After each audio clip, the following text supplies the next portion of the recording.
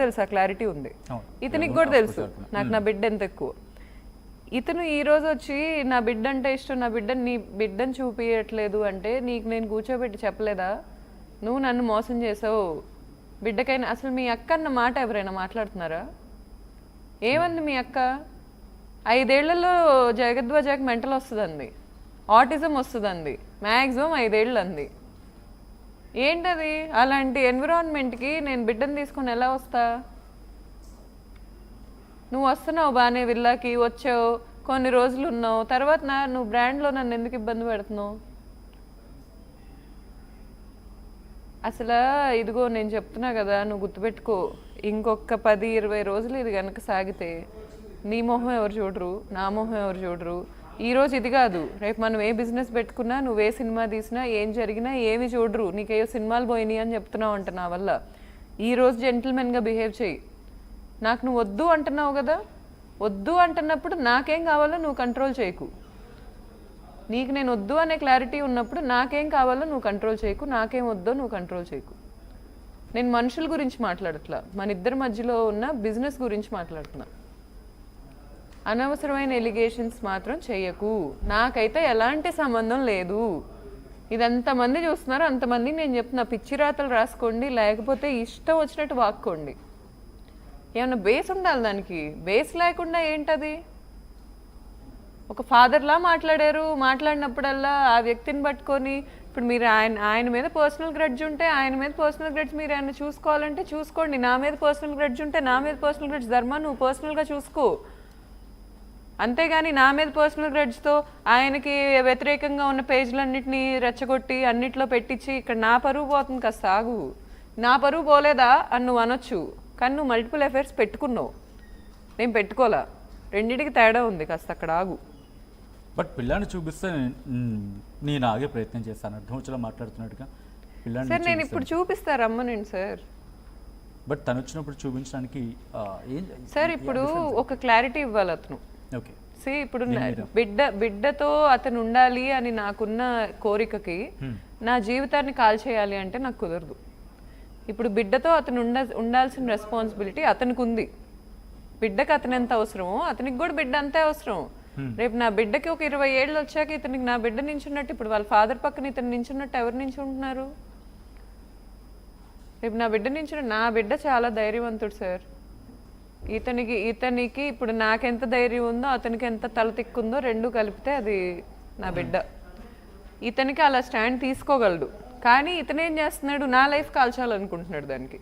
ఇక్కడ నన్ను సప్రెస్, నాకు ఓపెన్గా చెప్తున్నాడు సార్, నువ్వు ఇప్పుడు ఎదిగితే నన్ను తొక్కేస్తావు, నేను నీతో పోటీ పడట్లా, నేను నీకు చెప్తున్నా గుర్తుపెట్టుకో.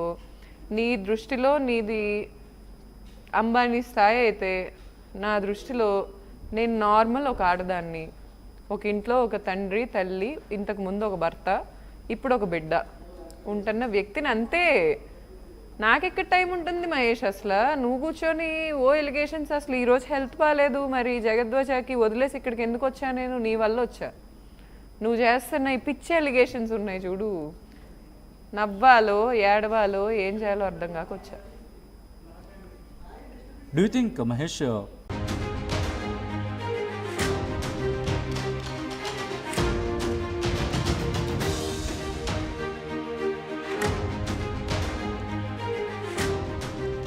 బ్రేకింగ్ న్యూస్ చూస్తున్నారు. వాళ్ళిద్దరూ ప్రేమించి పెళ్లి చేసుకున్నారు, బాగానే నడిచింది కొన్ని రోజులు. కానీ ఎక్కడ చెడంతో ఈ ఇద్దరి మధ్య కూడా ఆ కుటుంబ తగాదా కాస్త ఇప్పుడు సోషల్ మీడియా వేదికెక్కింది, సోషల్ మీడియాకు చేరుకుంది.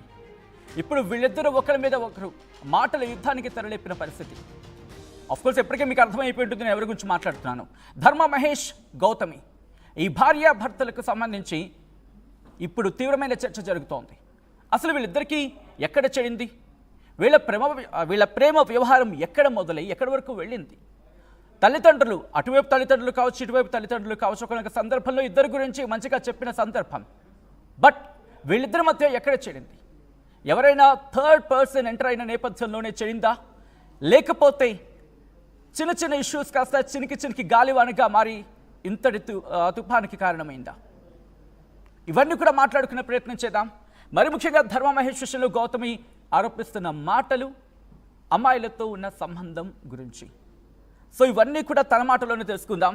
ఈరోజు మనతో పాటు స్టూడియోలో ఉన్నారు గౌతమి భర్త ధర్మ మహేష్. సో ఈ నేపథ్యంలో ఒకసారి నేను ధర్మ మహేష్ దగ్గరికి వెళ్ళే ప్రయత్నం చేస్తున్నాను. ధర్మ మహేష్ ప్రస్తుతం ఆర్టీవీ స్టూడియోలో ఉన్నారు. ఒక్కసారి నేను ధర్మ మహేష్ దగ్గరికి వెళ్ళే ప్రయత్నం చేస్తున్నాను. హలో ధర్మ. హాయ్ అండి. ధర్మ, మీ పేరులో ధర్మ ఉంది కానీ మీరు చేస్తుంది అంత ధర్మం కాదు అంటుంది మీ హరి గౌతమి. సో నేరుగా నేను డీటెయిల్గా మనం మాట్లాడుకునే ముందు ఒక్కసారి ఫస్ట్ నుంచి, ఎందుకంటే చాలామందికి డైరెక్ట్గా మీరు అటాకింగ్ మోడ్లోకి వెళ్ళిపోయిన సందర్భం తనకు కూడా, ఇద్దరు కూడా. సో ఎక్కడ మీ ఇద్దరి మధ్య లవ్ ఎలా స్టార్ట్ అయింది, ఎక్కడి నుంచి స్టార్ట్ అయింది, ఒక్కడి నుంచి కొంచెం అక్కడి నుంచి చెప్తే సో దట్ వినే వాళ్ళకి ఒక వర్షన్ ఉన్నారు, రెండో వర్షన్ కూడా వినే అవకాశం ఉంటుంది. So could you please start from there. అండి ఆర్వీఆర్ కాలేజ్లో స్టార్ట్ అయిందండి ఓకే. మా లవ్. ఇప్పుడు ఆ అమ్మాయి నా మీద ఎలిగేషన్స్ వేసి, ఆ అమ్మాయి చెప్పే వాటిలో 90% అబద్ధాలు, అన్నిట్లో నేను అది అబద్ధం అని. నేను కూడా అమ్మాయి, ఇప్పుడు ఇద్దరు కలిసి ఉన్నప్పుడు నా అమ్మాయి తెలుసు, ఆ అమ్మాయి నాకు తెలుసు. నీ ప్రైవేట్ లైఫ్ నీది, నా ప్రైవేట్ లైఫ్ నాది అనుకున్నప్పుడు ఓపెన్గా అన్నీ తెలుస్తూనే ఉంటాయి. ఇప్పుడు మేము లవ్ చేసుకున్నాం, సరే గొడవలు అవుతూ ఉన్నాయి. ఆ అమ్మాయికి ఇప్పుడు నాకేదో ఇష్యూ ఉందని చెప్తుంది. నా వల్ల వచ్చే ప్రాబ్లం ఆ అమ్మాయికి తెలిసి ఉంటుందేమో. ఆ అమ్మాయి వల్ల వచ్చే ప్రాబ్లమ్స్ నేను చాలా ఫేస్ చేశాను. ఇప్పుడు నిన్న నేను యాక్చువల్గా నేను ఆల్రెడీ